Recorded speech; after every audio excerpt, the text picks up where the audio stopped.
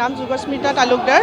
মই 33 নং দিছপুৰ বিধানসভা সমষ্টিৰ পৰা প্ৰাৰ্থিত্ব বিচাৰি আজি আবেদন পত্ৰ দাখিল কৰিলোঁ আৰু নিশ্চয় আমি এইবাৰ জয় হ'ম আৰু অসমত গোটেই মানে আমাৰ চৰকাৰে হ'ব এইবাৰ কংগ্ৰেছ চৰকাৰ আৰু আমাৰ দিছপুৰ সমষ্টিটোৰ বিষয়ে যিটো উন্নতিটো আমাৰ দিছপুৰ সমষ্টিত একো হোৱা নাই।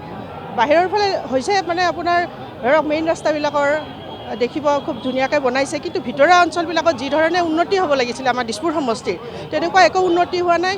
এইটো মই নক'লেও তেওঁলোকৰ দলৰ বিজেপি দলৰে নেতা জয়ন্ত দাসে অলৰেডি কৈছে যে আমাৰ দিছপুৰ সমষ্টিৰ একো উন্নতি হোৱা নাই। আৰু তাৰোপৰি এতিয়া আপোনালোকে কোনো এটা মিডিয়া চেনেলত দেখিছিলোঁ যে গুৱাহাটীৰ 366 এলেকা অঞ্চল আপোনাৰ মানে কি কয় এইটো এভেকশ্যন কৰিব বুলি কৈছে। প্ৰায় 2 লাখ পৰিয়ালক এভেকশ্যন কৰিব। গতিকে তেনে ক্ষেত্ৰত দিছপুৰ ৰাইজে কাৰণ একাংশ বহুত এৰিয়াই আছে যিটো মানে আমাৰ পাহাৰত স্থায়ী মানুহ বাসিন্দা কৰি আছে। গতিকে তেখেতসকলে নিশ্চয় নাইবোলে 50,000 ভোটাৰ 60,000 ভোটাৰ এনেকুৱা ভোটাৰ আমাৰ পাহাৰ অঞ্চলত বাস কৰে।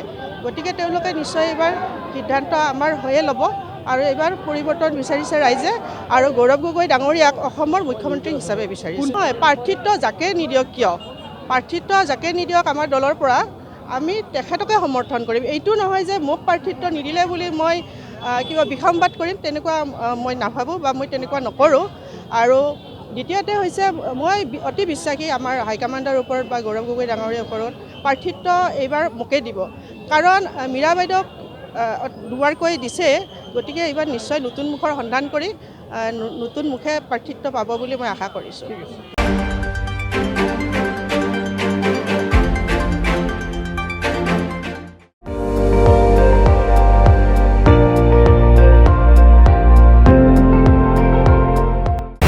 আপুনি চাই আছে ND24 সৰ্বশ্ৰেষ্ঠ নহয় সৰ্বোত্তমৰ দৌৰ।